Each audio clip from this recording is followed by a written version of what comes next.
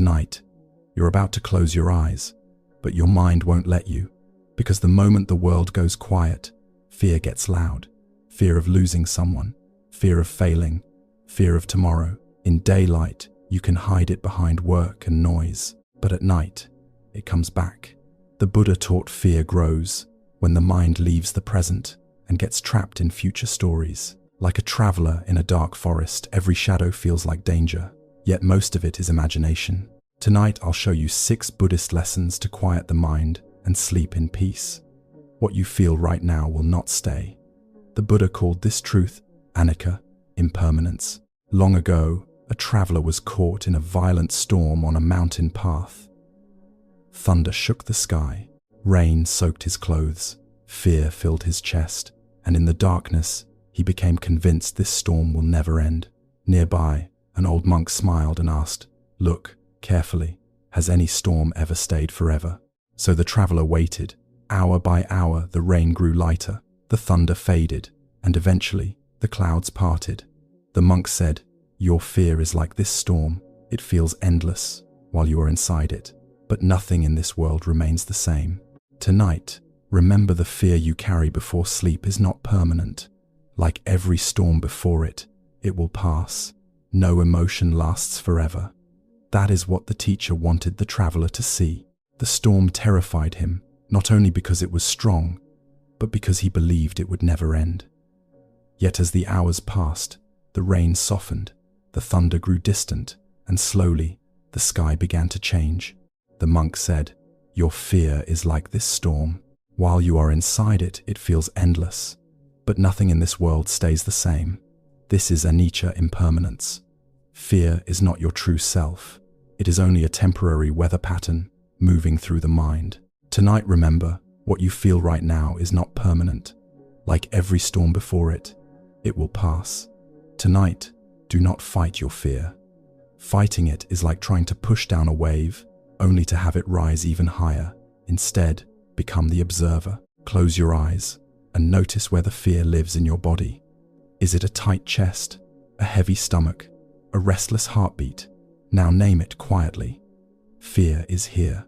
Not I am fear. Just fear is here. Watch it the way you would watch the storm outside your window. Breath by breath, feel it change, shifting, softening, moving. If your mind starts telling stories, what if tomorrow goes wrong? Bring it back gently. Right now, I am safe. You do not need to control the future to find peace tonight. You only need to see the truth of Anicca. This feeling is temporary. Let it come, let it stay, and let it pass. A man stood near the edge of a cliff at night. Nothing had happened. The ground was still firm. The air was still. Yet his mind whispered, "What if I fall?" In seconds, that whisper became a disaster movie. His body slipping the drop below the worst ending. His heart raced. His chest tightened. But the truth was simple. The danger was not real in that moment. Only the story was. This is how fear works before sleep. Your mind takes an empty shadow and turns it into a monster. If you've ever felt this kind of fear at night, comment number 1, so I know I'm not alone. The teacher asked, "What is happening right now?" The man said, "I might fall." The teacher replied, "That is not happening. That is a story." He pointed to the present moment. You are standing. You are breathing. The ground is stable. Then he said, "Most fear lives inside imagination. The mind takes a shadow and calls it danger. It takes a maybe and turns it into certainty. Tonight, don't believe every thought. Watch your mind like you watch clouds. Thoughts come, change, and pass. Fear grows when the mind tells stories. Peace returns when you return to what is real. Tonight, when your mind starts overthinking before sleep, do this. Ask one question. What is happening right now? Not, what if? Not tomorrow. Right now. Name only the facts. I am in bed. The room is quiet. My body is tired. I am breathing.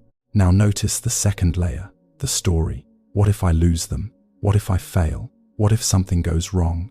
That is not reality. That is the mind imagining. So label it gently. This is a thought. This is a story. Don't fight it. Don't debate it. Just separate it. Then return to one breath. Feel the air enter. Feel it leave. Each time the storm returns, repeat, right now I am here. Right now I am safe. Peace begins when you stop confusing imagination with truth. And tonight, that is enough. It was 2:00 a.m. He lay in bed with his eyes open, staring at the ceiling. His body was exhausted, but his mind would not stop. One thought became 10. 10 became 1,000. He replayed old conversations. He imagined future disasters. He tried to solve everything in the dark, and the more he fought his thoughts, the louder they became, like trying to silence a noisy room by screaming at it. That night, he realized something painful. He wasn't tired because of the day. He was tired because his mind never came home. The teacher said, "Your mind is not resting because it is not here." At night, the mind runs in two directions: into the future, planning, worrying, predicting, or into the past, regret, guilt, replaying. And when you leave the present moment, fear grows, because the present is usually safe, but the future and the past are endless stories. This is why you cannot sleep, the teacher said. You are lying in bed, but your mind is traveling. Tonight, don't try to win against your thoughts. Return to Sati mindfulness. Bring your attention to one breath. Feel the air enter. Feel it leave. If a thought appears, don't follow it. Don't argue. Just whisper thinking. Then come back to breathing. Count slowly. In, 1, out, 1, up to 10. Then start again. Your mind will wander. That's normal. Each return is a victory, because peace is not found by controlling the mind, but by returning again and again to the present moment. A man was struck by an arrow. The first arrow caused real pain, sharp, physical, undeniable. But then he did something worse. He picked up a second arrow and shot himself again, not with wood and steel, but with thoughts. Why me? This shouldn't be happening. I can't handle this. What if it gets worse? The Buddha used this image to explain dukkha. The first arrow is the event. The second arrow is the mind's reaction, resistance, blame, fear, endless storytelling. And most nights when anxiety shows up, we don't suffer once, we suffer twice. We don't suffer only because something happened. We suffer because we fight reality.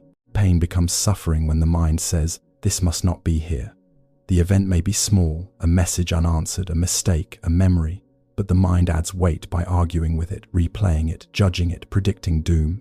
That argument creates the second arrow, and the second arrow often hurts more than the first. The teacher said, reality is already happening. Your resistance is optional. Tonight, when an uncomfortable feeling rises, try this. Don't attack it. Don't explain it. Don't run from it. Just name it softly. Pain is here, or fear is here. Then drop the second arrow. No, why me? No, this shouldn't happen. No catastrophic future. Breathe and allow the feeling to exist without war. You may still feel discomfort. That's the first arrow. But when you stop adding stories and resistance, the suffering begins to dissolve. Tonight, choose one arrow, not two. A man carried a golden jar everywhere. He loved it. He protected it. He polished it every day. But the more he loved it, the more afraid he became. He feared thieves. He feared accidents. He feared even his own hand slipping. Nothing bad had happened yet, but his mind was already suffering. Because when you cling tightly to something you treasure, your love turns into fear. And at night, this fear grows louder. What if I lose them? What if it breaks? What if life takes it away? This is Tanha, attachment that creates anxiety. The teacher said, the jar is not your prison, your gripping is. He pointed to the man's hands, tight, shaking, exhausted. Look, the tighter you hold, the more you fear. Attachment whispers, if I lose this, I will lose myself. So the mind becomes a guard, always watching, always worrying, never resting. The teacher continued, love does not require chains, clinging does. The more you cling, the more you suffer because everything in life is changing. Tonight, before sleep, practice this. Think of the person or thing you fear losing. Then say softly, I love you, and I release the need to control. Feel the difference. Love is warm, clinging is tight. If fear arises, don't panic. Just notice. This is attachment. Return to the breath. Return to the present. You can care deeply without gripping. You can love fully without making it a prison. Tonight, choose love, not clinging. He wanted to know the future before it arrived. He checked messages twice, then 10 times. He replayed conversations, searching for hidden meaning. He planned every outcome just to feel safe. But at night, control became a trap. The more he tried to predict tomorrow, the less peace he had tonight. Because control is often just fear wearing a mask. It says, if I can know everything, nothing can hurt me. Yet the mind can never control life. It can only exhaust itself trying. The teacher said, life does not follow your script. You can plan, but you cannot command. You can prepare, but you cannot guarantee. The need to control is the mind's way of fighting uncertainty. But uncertainty is not your enemy. It is simply reality. The teacher continued, the future is not yours to hold, and that is why you suffer. When you demand certainty, you create anxiety. When you accept uncertainty, you create space, and peace returns. Tonight, try something radical. Allow not knowing. Before sleep, whisper, I don't need to solve tomorrow right now. If your mind asks, what will happen? Answer gently, I will handle it when it comes. Then return to the breath, return to the bed, return to this moment. Let the future stay in the future. You are not abandoning responsibility. You are releasing the illusion of control. And when you stop demanding certainty, your nervous system finally receives permission to rest. Tonight, you don't need to know. You only need to be here. A seed rests in the dark soil. No sunlight, no applause, no proof it's growing. If you dig it up every night to check, you will kill it. Yet this is what we do to ourselves. We want healing in one day, peace in one night, a new life by morning. But a seed cannot become a tree overnight. Growth happens quietly beneath the surface when no one can see it. Tonight, remember, just because you don't feel progress doesn't mean nothing is happening. The teacher said, every transformation needs time. Anger softens slowly. Fear loosens gradually. The heart learns trust step by step. We suffer when we demand instant change. We punish ourselves for not being fixed fast enough. But nature never rushes, and still everything blossoms. Kanti is not weakness. It is strength without panic. Tonight, stop chasing perfection before sleep. If you feel anxious, don't say, I must get rid of this right now. Say instead, I'm allowed to be a work in progress. Breathe. Let the feeling be there without pressure. Like the seed, your healing is happening quietly. Your job tonight is simple. Rest and stop digging yourself up. A man began climbing a mountain just as the fog rolled in. At first, he could still see the trail, but within minutes, the world turned white. The path disappeared. The peak vanished. Even the trees became shadows. His mind panicked. What if I'm lost? What if I'm going in circles? What if I fall and no one finds me? He stopped. He listened. Only wind, only silence. And that silence made his thoughts louder. Then he noticed something simple. He didn't need to see the entire mountain. He only needed to see enough for the next step. One rock, one breath, one safe place to put his foot. So he moved again slowly, carefully, without demanding certainty. The fog stayed, but he kept walking. Not because he suddenly knew the future, but because he trusted the process of walking. This is what the mind forgets at night. When you can't see the outcome, you assume the worst. When you don't feel progress, you call it failure. When the future is unclear, fear tells you to stop. But the truth is, you don't need a clear future to move forward. You need presence. The climber wasn't calm because the fog disappeared. He was calm because he stopped fighting the fog. He accepted, I can't control what I see, but I can control the next step. Tonight, if your mind is trapped in, what if? Remember the mountain. You may not see the peak. You may not know how long it will take, but you can take one step toward peace right now. One breath, one moment, one gentle return to the present. And that is trust in the journey. Peace does not come from certainty. That is one of the hardest truths for the mind to accept, because the mind believes a lie. If I can just know what will happen, I can finally relax. so it tries to predict everything. It replays conversations to find hidden meaning. It scans the future for danger. It demands guarantees. Will they stay? Will I be okay? Will I fail? Will something bad happen? But certainty is rare, and even when you get it, it never lasts. You can receive reassurance today and still feel anxious tomorrow. You can solve one problem, and the mind creates a new one. Because the mind does not want peace, it wants control. In Buddhist psychology, this is where suffering begins, not because life is always painful, but because the mind refuses to accept life as it is changing, uncertain, imperfect. The mind says, this should not be happening. I should feel better by now. I need answers now. I must know. And every time you demand certainty from an uncertain world, anxiety grows. That is why peace cannot be built on certainty, because certainty is external. It depends on people, events, outcomes, things you cannot fully control. Peace comes from something deeper, acceptance. Acceptance does not mean giving up. It means stopping the inner war. It means telling the mind, I don't know what will happen next, and I can still be here. I can't control everything, and I can still breathe. I can't predict the future, and I can still rest tonight. This is a powerful shift. The anxious mind says, I will be okay when I get certainty. Acceptance says, I can be okay even without certainty. And this is what frees you, because the present moment is usually not as dangerous as the stories in your head. Right now you are here. Right now you are breathing. Right now you are safe enough. The future may bring challenges, yes, but you do not need to live them twice, once in imagination and once in reality. When you accept uncertainty, something surprising happens. The nervous system softens. The mind loosens its grip. The heart stops running. Not because the fog disappeared, but because you stop demanding the fog to disappear before you allow yourself peace. Tonight, you don't need a perfect answer. You don't need to see the entire mountain. You only need to accept this moment as it is. That is Buddhist peace, not certainty, acceptance. And from that acceptance, calm becomes possible even before sleep. Tonight, before you sleep, I want you to put the burden down.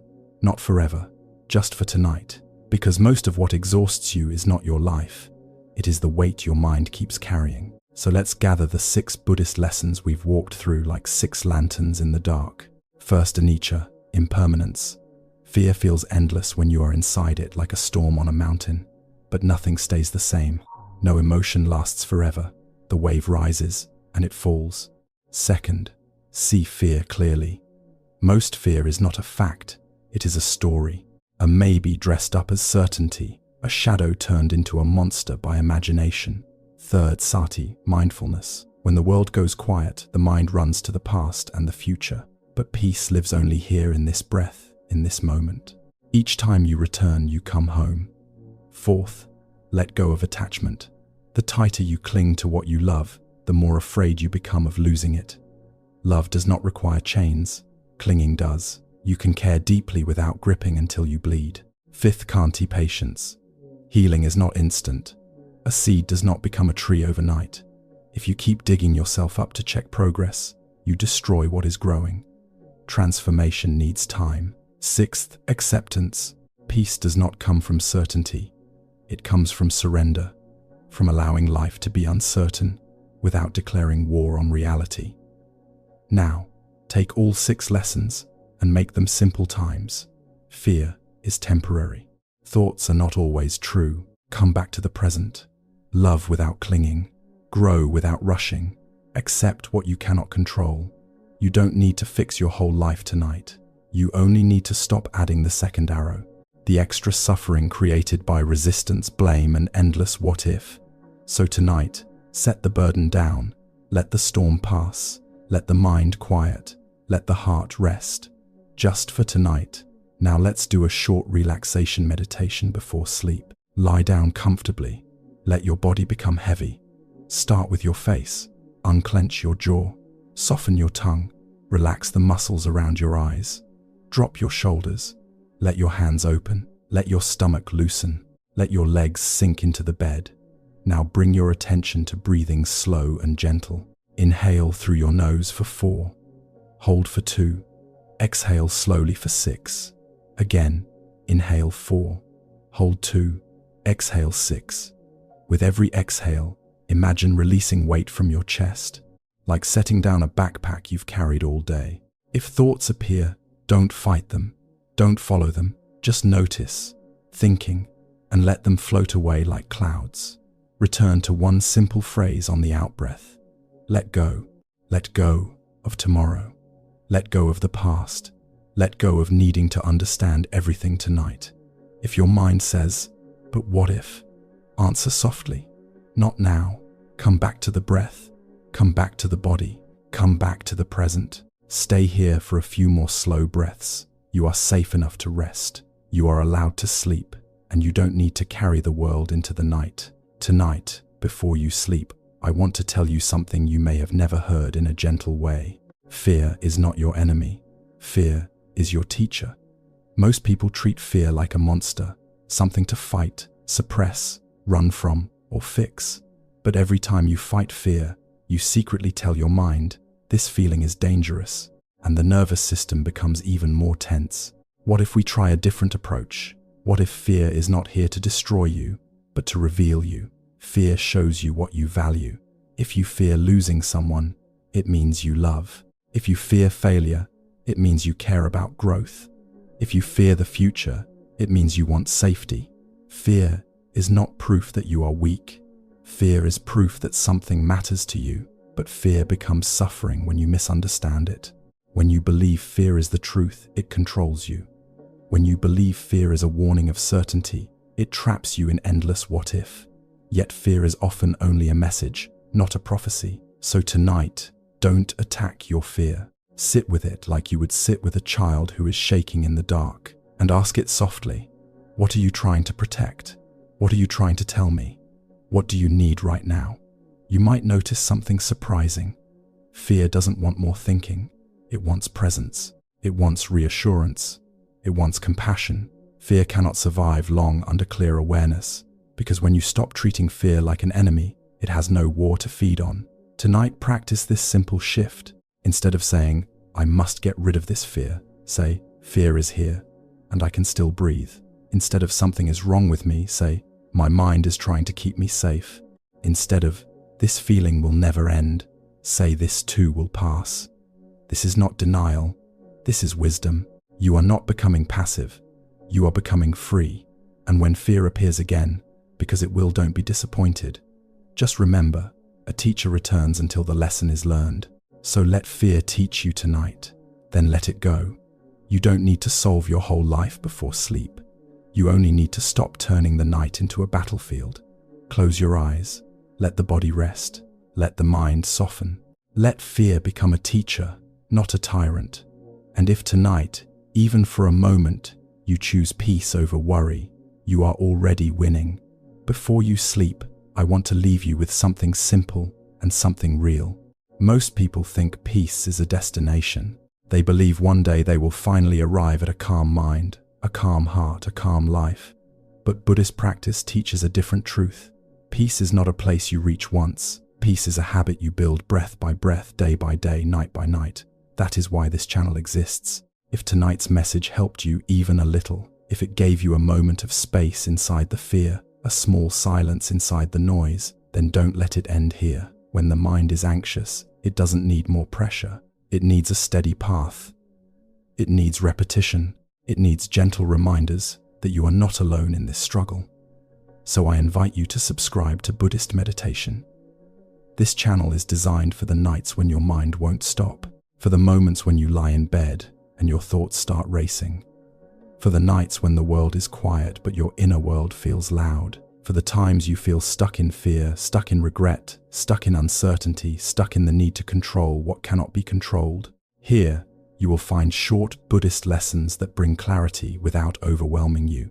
You will find calming stories that help your mind slow down instead of speeding up. You will find simple, guided bedtime meditations that help your body soften and your breathing become slow again. You will find practices you can return to whenever anxiety tries to take over the night.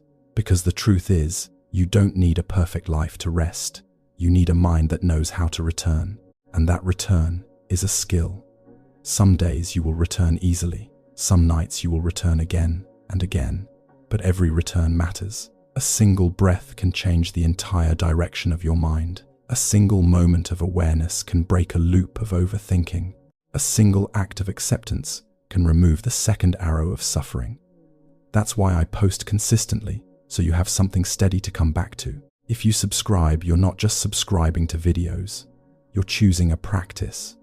You're choosing to build a safer inner home, one that doesn't collapse every time fear appears. And if you want to make this even more powerful, turn on notifications after you subscribe. That way, when a new lesson or meditation is posted, it can become a gentle reminder in your day. Pause, breathe, come back. Not because you're broken, but because you're human. I also want to say this clearly. You do not need to do everything at once. You do not need to transform your entire life overnight. You do not need to force yourself to be calm immediately. The mind doesn't work that way. Change happens the way seeds grow quietly, slowly, patiently, and that's okay. Your only job is to keep showing up, to keep practicing, to keep coming back. So if you're ready to walk that path, if you want a calm space, you can return to every day. Subscribe to Buddhist meditation now. Make it your nightly ritual. Make it your daily pause. Make it your safe place. Because the world will always bring uncertainty. Life will always change. Thoughts will always rise and fall. But with practice, you can become the one who watches the storm without becoming the storm. You can become the one who hears the mind's stories without believing every word. You can become the one who feels fear without turning it into suffering. You can become the one who lets go again and again. If you subscribe, I'll be here with you through lessons, through stories, through meditations, helping you return to the present moment and helping you sleep with a lighter heart. Thank you for being here. Thank you for choosing this moment. And if you want to continue together, subscribe to Buddhist Meditation, and I'll see you in the next video.